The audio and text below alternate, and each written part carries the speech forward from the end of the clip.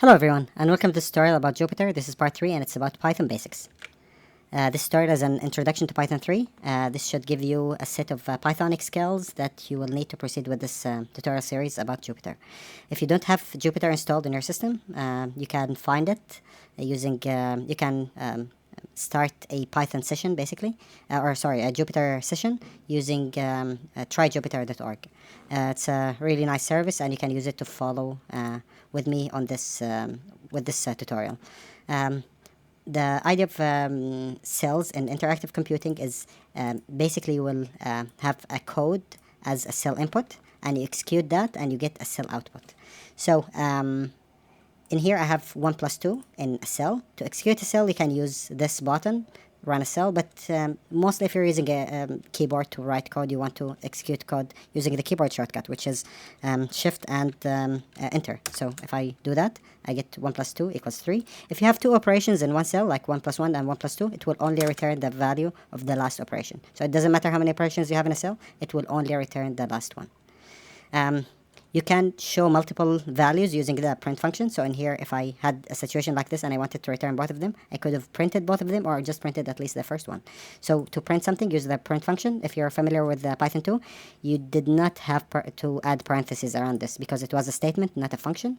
In Python 3, this will not work and it will be an error basically. So you have to add parentheses to your code whenever you're printing. So print 1 plus 2, it doesn't return an output, it just prints in the output area, but there is no output of this cell because I did not return anything. I just printed something out. So this is the system output basically, not a return of that cell, if that makes any sense. Anyway, variables in Python 3, they're a little different than Python 2 in a good way. You still have the Boolean, which is true or false. You still have integer, but integers now represent integers and long values. So there is no special type for longs and special type for integers. They're both integers now. Float to represent decimal values, and complex numbers to represent imaginary numbers. And there is no more L at the end of long values now.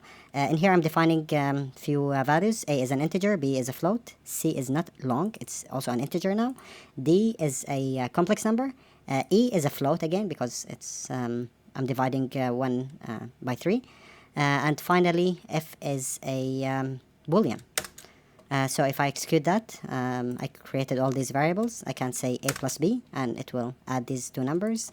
I can multiply A by C, and it does not return that little L at the end, like Python 2. Now it just returns the value, which is much better. You can do something more complex by adding few numbers and multiplying.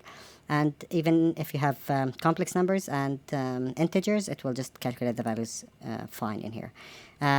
If you add an integer to a Boolean, so 4 plus true, which is A plus F, equals 5, because it's assuming that value true equals 1 and value false equals 0.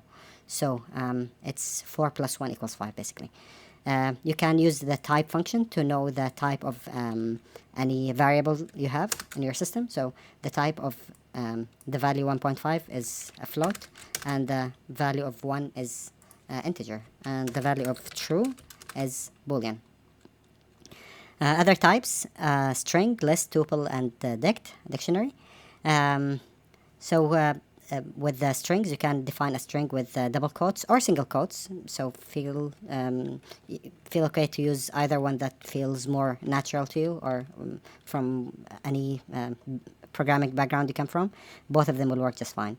And you can mix and match. You can define some of them with double quotes and some of them with single quote in the same code. It's not really optimal, but sometimes you have to do such tricks to do something in your code. I'm printing this variable and it returns a string. The second thing we have is lists. So I'm defining a list with values of 1, 2, 3, 4, 5 and returning that. It returns my list. If I add something to my list, I'm adding another list here. I'm not adding a single value. It's not 6 plus my list. It's my list plus a list that includes only a single value of 6. That returns my list basically with appended value at the end, 6. That did not change my list. If I check my list again, it's only from 1 to 5. That did not change my list. If I want to change my list, I will have to store the output in the list. The easiest way to do that is my list plus equals another list that includes 6, 7, 8. If I execute that, it will return my list, my modified list now, with values from 1 to 8. Plus equals is exactly like saying my list equals my list plus something else. So plus equals just makes your code more readable and shorter. Append is a function that you have in your list that can add single value. In here, I'm not adding a list, basically. I'm adding a single value to my list, and it will modify my list, and it will add a value of 9. Tuples are like lists. I will not go into the technical differences between them, but you should always use lists if you have, unless you have to use tuples, basically. You can append tuples together like lists, but there isn't much to do with the tuples after you define them, basically. Dictionaries, you can have a key value pair type variable. So in here I have inside my dictionary 2 keys, name and credit, and their values, Roshan and 100. And if I execute that, it will return a dictionary including 2 keys and 2 values. You can return a single value by using the key for this value. So if I want to return the name inside this dictionary, I can use name. You can define other keys and values inside your dictionary just by defining them. So I can add the key level, and I can add the value 4 to my dictionary, and you can see that in here. You can get all the values inside your dictionary using the values function, and you can return all the keys using the keys function. Dealing with the lists for selecting and slicing, the first thing is the lim function. It's very useful. It will measure the length of a list or a list-like object. And it returns in here the length of my list. I can select a single value using its index, so it's a 0-based index. So if I use 0, I will get the first value on my list. I can select multiple values, and here I'm returning a single value. In here I'm returning, if you're using this selecting format, it's called the slice, where you have a start, end, and a step. So if I select from 1 to 2, it will return only a single value, but it's a single value inside the list. It's not just a single value like this. It doesn't select the last, the end index. It stops just before the end index.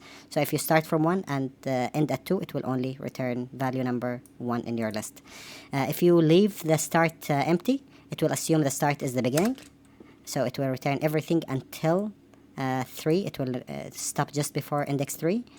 If I start from 3 and leave the end empty, it will assume that I want the list until the last value. You can use negative indexing. In here I'm using -1, which will assume, which will give me the last value of my list, basically. If I use -2, it will give me the second last value of my list. You can use negative indexing also on slicing. So if you start from -2, it will start from the second last value. So it will start from 8. If you stop at a negative index, it will stop at the second, just before the second value in your list. So it will list everything and will stop just before the second value from the end. It starts at 1. It doesn't start at 2. So in here, it doesn't start at 0, so because there is no -0, basically. So the last value is -1, not -0. You can mix between positive and negative selectors, basically. So I can start from the third value, or value with index 3, and stop just before the last value, which will return the list like this. It will not return 9, and it will not show the first 3 values in this list, which are 0, 1, and 2. The third location in your selector is the step. So if I put a step of 2, it will give me every other value. I can start from the third one and get every other value. And I can use negative step Negative step will look at the what will invert basically your list. You can use -2 and it will invert your index and use a step of 2, so it will show every other value in your index, in your list basically. Working with strings, you can work with strings just like lists. So you can use start, end, and step.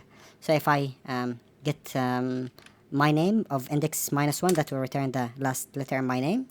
I can get my name until index 2, so it will return only the first 2 letters in this variable. Working with the Unicode is a little different in Python 3. You don't have to add a U before your Unicode variables. That's not the case in Python 3. You can all strings are equal now. You can just use a string variable to store any Unicode value inside it. So in here I have a dictionary with the error you cannot divide by 0 in few languages, and I'm printing the Hindi one basically. The interesting thing, when you check the type of this value, you will get the type of this variable is string. Oh, this should not be here actually. This is the almost equal to. Anyway, so it will return a string, not Unicode. So all Unicode variables are strings in Python 3. String formatting, you can have a template string basically, like value equals, then a placeholder, and you can insert anything inside this placeholder using the percentage. So to see this at work, I have first name and last name, and I want to format them in a way that shows the last name first, comma, space, then only the first letter of the first name, then dot. And if I execute that, it will give me the last name, comma, space, the first letter of the first name, then dot. You can use another placeholder that formats floats to a number of decimal values using dot, then the number of decimal values, then f. So if I want to print pi only to the third decimal value, I can use 3 and change that to 2 and print it, and it will print a pi like this. In here I have another string that shows a student's grades. In here I'm defining 3 integers, or 3 numbers basically, representing their grades for homework, midterm, and final. I'm calculating their total, and to show new lines here, I'm using \n, which is the new line escape character in Python. Using the format function, you can use the format function to pass to specify basically the name of placeholders. So in here you see that we don't have names for the placeholders. So the first one will go into the first one, the second one will go into the second one, and that's the way it works. In here I can specify a name of a placeholder, and I can mention that name as a parameter in my format function. So in here I have a URL that takes you to Wikipedia page, and I can specify the language using the format. So in here I want to show it in English, and it will print it like this. Mathematics, we can do add, subtract, we can do divide also. But dividing in Python 3, if you're familiar with Python 2, if you divide it to integers, it will assume that you want an integer division, so it should return only 2. That's not the case in Python 3. It will assume that it's a float division, even if both values are integer. If you want to enforce that, you can use the double slash operator, which is an integer division. You can multiply 2 times 5 is 10, and you can use power, so a to the power n is a asterisk asterisk n. So a to the 2 to the power 3 is 8.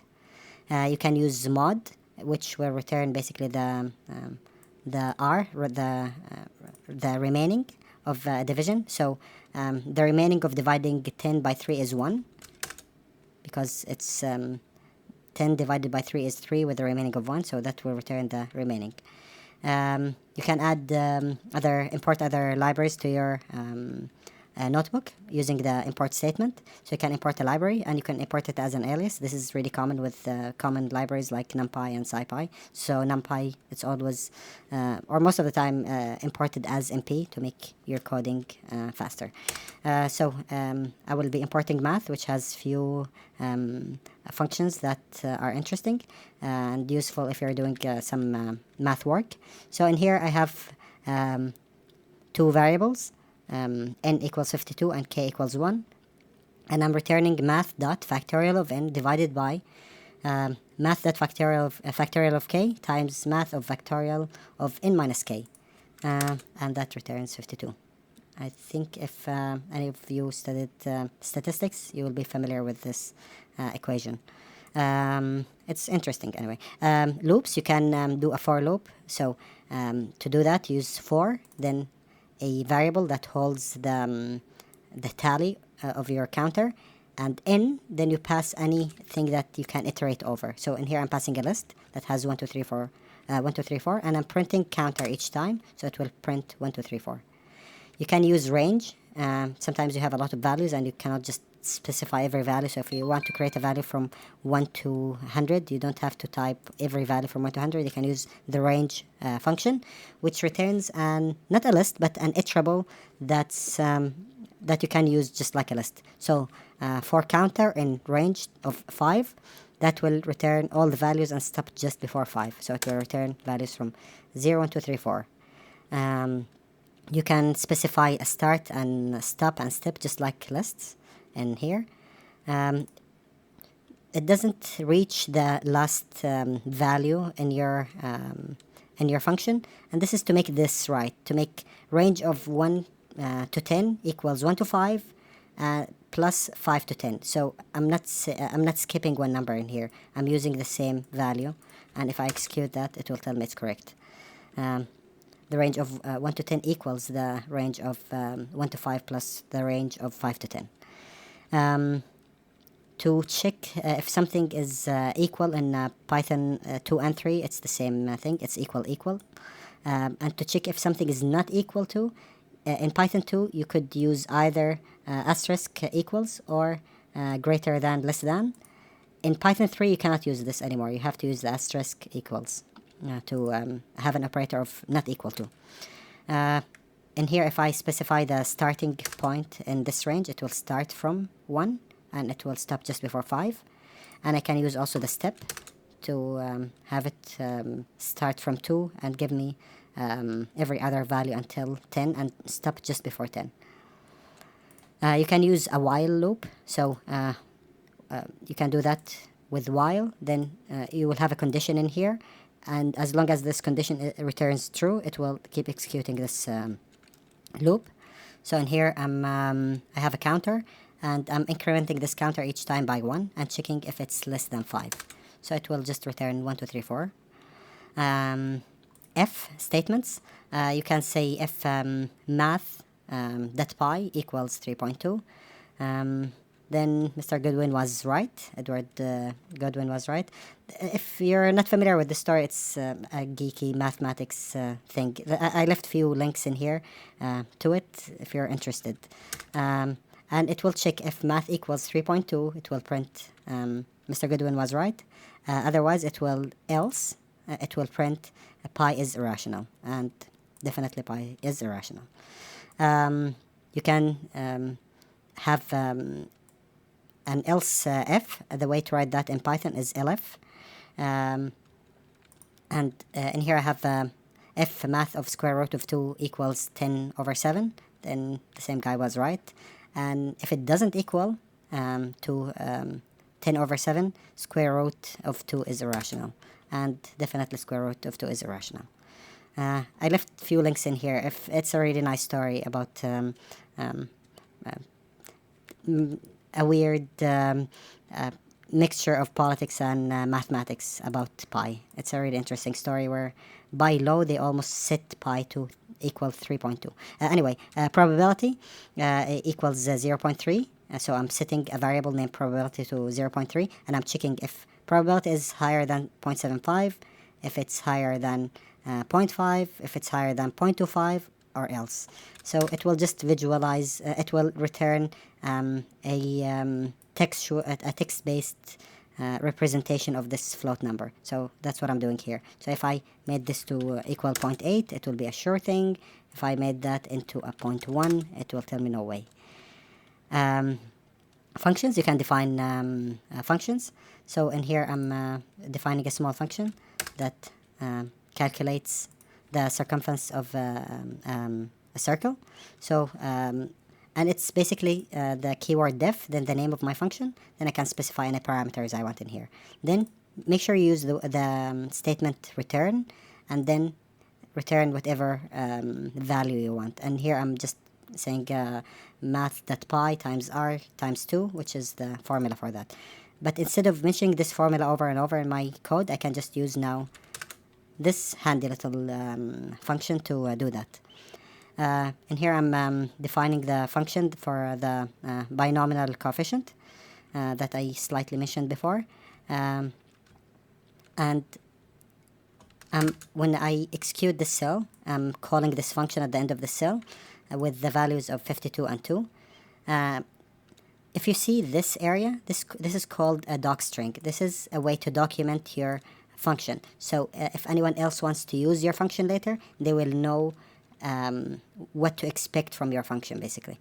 The way to access that, if you cannot see the source code of the function and you want to access that from Jupyter, you hit Shift, you go inside the parentheses, and then you hit Shift and Tab. And that will pop up this little tool tab box. And if you expand it, you will see the docstring area. You will see that this function returns the binomial coefficient parameters, and it shows what it returns, basically. If you like math, this is the binomial coefficient function. That's the formula for that. In here, I'm calculating how many ways to select 2 cards from a deck of 52 cards using this formula, and it returns 1,326. And if you're interested in this, try to see how many ways you can select 2 cards from a deck of 52 cards. If order didn't matter, just like the previous one, but you could select the same card twice. So you would select the card and return it, then you would select another card. How many ways you could do that? This is the Wikipedia link to this, and this is the formula. And if you can tell me how many ways to select 2 cards from a deck of 52 cards, if you could choose the same card twice, leave that as a comment to this video. And if you get the value of 1,326, that's just wrong. The last quiz was actually solved by Packery. I'm sure I'm pronouncing it wrong, but thank you, Packery, for solving the last quiz. This tutorial is available open source on GitHub, and it's viewable on MBViewer. Feel free to use any of the content in here for any purpose you need. Thank you for watching, and I hope if you like this, you will subscribe to this channel, and you will watch the previous part, which was about Markdown and LaTeX, or the next part, which will be about NumPy. Thank you.